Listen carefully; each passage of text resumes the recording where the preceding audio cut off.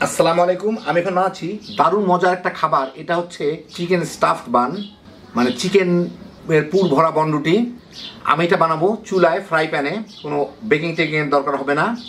তৈরি করা খুব সহজ, খাইতে দারুণ মজা। তো আসা দিকে শুরু করা যাক। আমি এখানে 2 কাপ ময়দা নিছি। এর সাথে আমি আধা চা চামচ লবণ, 1 টেবিল চামচ চিনি দিব, 1 টেবিল চামচ ইস্ট। এইটা একটু মিশায় নেই। নিয়ে এর সাথে আমি পানি দিচ্ছি, নর্মাল কলের পানি, একটু গরম গরম টাইপেরই আর কি, রোদ্রে থাকা। এখানে 1 কাপ পানি আছে, আমি পুরাটা দিব না, আমি অল্প একটু রেখে দেই, যদি পরে লাগে পরে দিব। 1 টেবিল চামচ তেল, সামান্য একটু ভ্যানিলা এসেন্স, তাহলে ইস্টের গন্ধটা থাকবে না। আধা চা চামচের মতো, 2 চা চামচের মতো ভিনেগার, ইস্টটাকে ফুলতে সাহায্য করে অনেক। এখন এইটাকে আমি এর সাথে মিলাই নিই।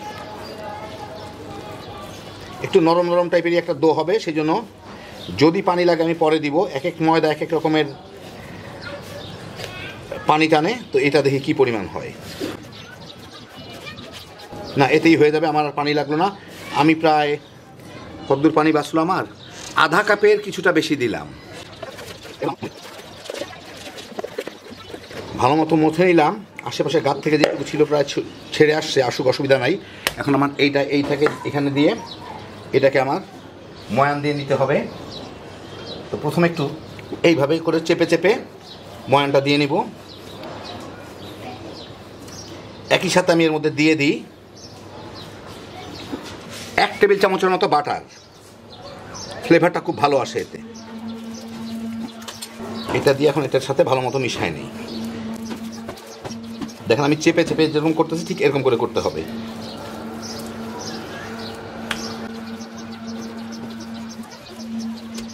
এই অল্প কিছুক্ষণ এইভাবে ময়ান দিয়ে এখন আমার এটাকে একটু এইভাবে আমি ধরে এইভাবে করে বাড়ি দিয়ে দিব। এই যে দেখেন আমি ধরতেছি, হাত থেকে এইভাবে ছাড়তেছি যাতে লম্বা হয়ে যায়। আবার এটা নিচের অংশ, এই যে এইভাবে ছাড়তেছি, আবার নিচের অংশটুকু এনে এটার উপরে এইভাবে উল্টায় দিচ্ছি, দিয়ে আবার এইটুকু ধরে আনতেছি, ধরে এনে আবার এইভাবে করতেছি। এটাকে বলে থ্রো অ্যান্ড ফোল্ড। এইভাবে আমি অন্ততপক্ষে 30-40 বার কি 50 বার এরকম করে নিব। দেখেন আমি যখন করতেছি একই সাথে নিচের এগুলাকে নিয়ে আসতেছে, মানে এর গ্লুটেন ফর্ম হচ্ছে, সাথে সাথে এ আঠালো হয়ে যাচ্ছে আর কি। তো কিছুক্ষণ এরকম করলেই এই ডোটা একদম স্মুথ হয়ে যাবে। দেখেন এখন যেরকম টেক্সচার আসতেছে, কিছুক্ষণ পর এরকম টেক্সচার থাকবে না।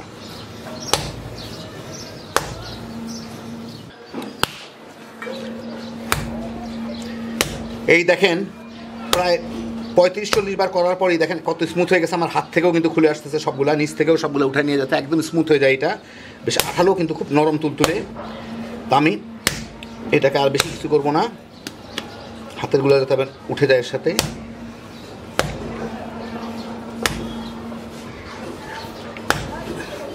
এখন এটাকে আমি নিয়ে এটার মধ্যে রাখবো, রেখে উপরে আমি একটু সামান্য বাটার দিয়ে দিই যাতে শুকায় না যায়। এখন একটু ঠান্ডা ঠান্ডা পড়ছে, একটু কেমন জানি শুকনো শুকনো লাগতেছে,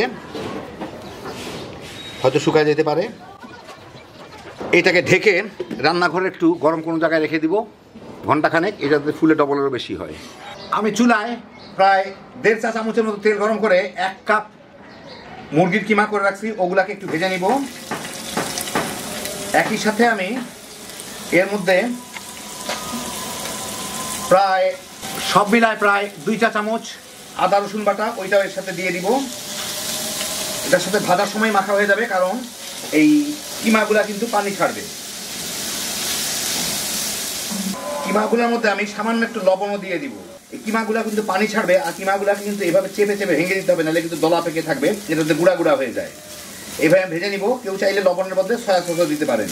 তো আমি সহজভাবে দেখালাম লবণ, সবার বাসায় হয়তো সয়া সস নাও থাকতে পারে। এই কিমাগুলা ভেজে যখন কিমাগুলার পানিটা নিয়ে শুকায় যাবে, আর আমি হাই হিটে ভাজতেছি, কিন্তু এই যে হালকা হালকা একটু বাদামি দাগ লেগে গেছে, এখন আমি এটাকে উঠায় ফেলবো।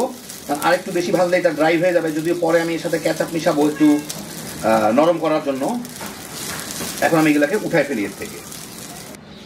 এখন সেই একই কড়াইয়ে আমি আরও 1 চা চামচ তেল দিয়ে তার মধ্যে প্রায় 2 কাপের মতো পেঁয়াজ একটু মোটা মোটা করে কেটে নিচ্ছি। এইগুলাকে আমি হাই হিটে একটু ভেজে নিব। পেঁয়াজটা নরম হবে, একটু বাদামিও হয়ে যাবে, একদম সিদ্ধ না হলেও চলবে পেঁয়াজগুলো। এই 3-4 মিনিট ভাজলেই দেখেন পেঁয়াজগুলো একটু বাদামি বাদামি হয়ে গেছে। আমি যেহেতু হাই হিটে ভাজতেছি, লালচে লালচে দাগ হয়ে গেছে, ক্যারামেলাইজ হয়ে গেছে। এর মধ্যে আমি আধা চা চামচের একটু বেশি গোলমরিচের গুঁড়া দিলাম, একটু লবণ দিলাম, যার যার স্বাদ মতো। কতগুলা কাঁচা মরিচ, লাল মরিচ কুচায় রাখছি, ওগুলা দিয়ে একটু ভেজে নিব এর সাথে। একই সাথে এই কিমাগুলাও দিয়ে দিব, দিয়ে এর সাথে মিশায় একটু ভেজে নিব। আমি এখানে চিকেন কম দিলাম, পেঁয়াজ বেশি দিলাম, কারণ পেঁয়াজের কেজি কম, চিকেনের দাম বেশি। পেঁয়াজের দাম কম, চিকেনের দাম বেশি। ইচ্ছা করলে আপনারা চিকেন বেশি দিয়ে পেঁয়াজ কম দিতে পারেন, যার যার পছন্দ। আমি একটু ভলিউমটা বাড়ায় দিলাম আর কি, নিলাম। এই মিনিট খানেক ভেজেই আমি চুলার জালটা বন্ধ করে দিই। দিয়ে আমি এর মধ্যে প্রায় 1.5 টেবিল চামচের মতো টমেটো কেচাপ দিব।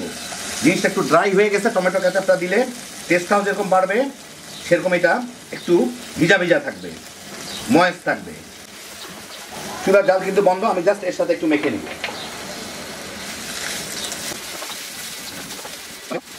এখন আমি এগুলোকে বনরুটির মধ্যে চিকেনের ফিলার হিসেবে ব্যবহার করব। একটু পরে আমি ঢুকাবো, ততক্ষণে বোধহয় পেঁয়াজগুলো আর একটু নরম হয়ে যাবে।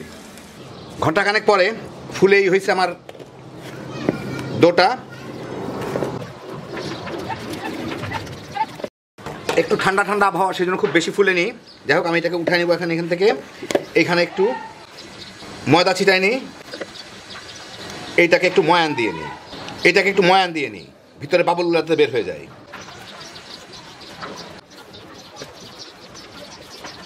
মোটামুটি এভাবে বাবুলগুলো বের হয়ে গেল। একটু 2-4টা থাকলে অসুবিধা নাই। আমি এটাকে এখন 8 টুকরা করে কেটে নিব।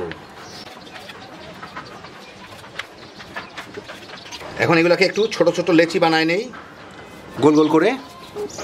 খুব পারফেক্ট হওয়ার দরকার নাই, ইমপারফেক্ট হইলেও চলবে, এরকম হইলে মোটামুটি চলে। এখন এইটাকে আমি একটু বেলে বড় করে নিব।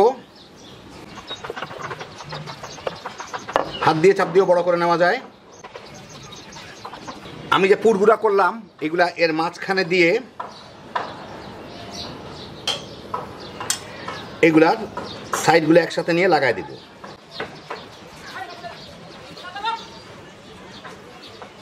এই যে লাগাই দিলাম। লাগায় আমি এখানে একটা ফ্রাই প্যানের মধ্যে একটু বাটার মেখে রাখছি, এইটার মধ্যে এটা বসাই দিব। মাঝখানে একটা, চতুর্দিকে 7টা, এর মোট 8টা হবে আমার। এই অনুযায়ী আমি বানাইছি। এখন বাকিগুলোকে আমি এইভাবে করে নেব। তো আমি সবগুলাকে দিয়ে নিলাম। উপরে একটু 19-20 হলে কোনো অসুবিধা নাই, কারণ এটা যখন ভাত লাগবে তখন ঠিক হয়ে যাবে। এখন এই ঢাকনাটার মধ্যে আমি এই পাশে একটু বাটার ব্রাশ করে নিব। ঢাকনার মধ্যে একটু বাটার ব্রাশ করে নিব, কারণ এটা ফুলে কিন্তু বড় হয়ে যাবে। ঢাকনাটার মধ্যে বাটার ব্রাশ না থাকলে কিংবা তেল না থাকলে এটা আটকায় যেতে পারে। এখন আমি এটাকে ঢেকে 10 মিনিট রেখে দিব। এটা একটু ফুলে যাবে, তারপরে আমি এটাকে জাল দিব। 15 মিনিট পরে দেখেন এগুলা ফুলে এই অবস্থা হয়েছে। এখনও এর সাথে লাগে নাই। যাই হোক, এটা আমি বন্ধ করে দেবো। আরেকটা জিনিস আপনাদের দেখাই দিই, আমি কিন্তু একটু মোটা ধরনের ফ্রাই প্যানের মধ্যে করতেছি। আপনারা যদি পাতলা ফ্রাই প্যানে করেন, তাহলে একটা এই ধরনের তাওয়া গরম করে তার উপরে এটা দিবেন। আমি মোটা ট্রাই করতেছি দেখে এটা অসুবিধা নাই, পাতলা ট্রাই করতে গেলে সেটা হয়তো। আমার ফ্রাই প্যানটা একদম ঠান্ডা, সেই জন্য আমি এখন চুলাটা জ্বালায় এই ফ্রাই প্যানটাকে হাই ফ্লেমে 2 মিনিট জাল দিয়ে নিব। 2 মিনিট জাল দিয়ে আমি আমার চুলার জালটা কমায় একদম কমে নিয়ে এসে প্রায় নিভু অবস্থায় এনে এটাকে এখন আমি প্রায় 22-25 মিনিট জাল দিব। এই যে দেখেন, এইরকম ফ্লেমে আমি একদম কম ফ্লেমে, সবচেয়ে কম যেটা হয় চুলার, তাতে আমি 22-25 মিনিট জাল দিব। 20 মিনিট পরে কি অবস্থা দেখি, উপর দিকে অনেক জলীয় বাষ্প জমে যায়, এগুলাকে মানে পানি জমে যায়, এগুলাকে একটু মুছে দিলে হয় ভালো। দিয়ে এটা কী অবস্থা হয়েছে, যে অবস্থাই হোক, এর উপরে আমি একটা বেকিং শিট দিয়ে এইটাকে আবার বসায় দিয়ে আমি এটাকে উল্টা এর উপরে উঠায় নিই। এই যে দেখেন তলার দিকটা এরকম হয়েছে, এই যে তলার দিকটা এরকম হয়েছে। এখন এটাকে আমি এটা এখানে রেখে, ও মা গরম, এইটাকে দিয়ে এই বেকিং শিটটা সহ এটাকে আমি আবার এর উপরে বসায় দিই। একটু ঝামেলা হবে, হ্যাঁ, এর উপরে এখন বসায়। ওই দিকটা এই বেকিং শিট সহই আমি এটাকে জাল দিয়ে নিব, মানে একটু বাদামি করে নিব আর কি। এইটাকে আবার এর উপরে বসায় দিই যাতে ফাঁক না থাকে। বাস, এখন এই দিকটা আমার আর 10-12 মিনিট জাল দিলেই হয়ে যাবে। 15 মিনিট জাল দিলাম। এই যে দেখেন উপরে প্রচুর ময়েশ্চার উঠে, এগুলাকে একটু এইভাবে কাইট করে নামাই নিতে হবে। এখন দেখি এটা কি অবস্থা হলো। ওই দিকটা যা হয়েছে কিনা অসুবিধা হবে না, কারণ হচ্ছে যে আমি এই প্লেটটার উপরে উঠাই নিই, ভাজা না হইলে এখন আবার নতুন করে ভেজে নেওয়া যাবে। ভাজতে অবশ্য হবেই। এই দিকটা এরকম হইলো, এখন এটাকে আমি আরেকটু ভাজবো। এটা যেহেতু বাটার দেওয়া হয় নাই, আমি এটার মধ্যে একটু বাটার ব্রাশ করে এটাকে একটু ভেজে নিব। এটাকে এখন এর উপর দিয়ে এটাকে উল্টায় দিয়ে এখন একটু ভেজে নিব এটাকে পছন্দ মতো কালার করে, তাহলে বাটারের ফ্লেভারটাও আসবে।